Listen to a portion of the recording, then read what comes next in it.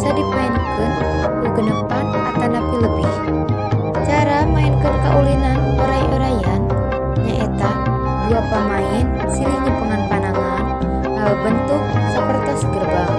Pas dua pemain eta milih bade jadi bulan atau bintang, tapi dirahasiakeun ti pemain nu lain.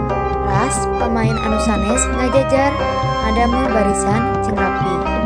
Anu barisan pangpayuna disebut sirah oray, barisan pangpangkarna disebut buntut oray. Unggal pamain nuturkeun langkah sirah oray sabari ngawi sareng syair. Pas di ujung syair, dua pemain anu jadi gerbang tadi pangaruntukeun pananganna sareng nangkap hiji pemain. Saentos ketangkapna pemain eta kudu milih bulan atau bintang.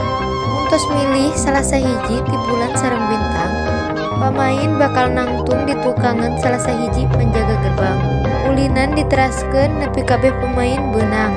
Katangkap teh bakal ngabentuk tim bulan jeung bintang nu bakal ngadu kekuatan ku silih bedet panangan. Pos tarik tambang.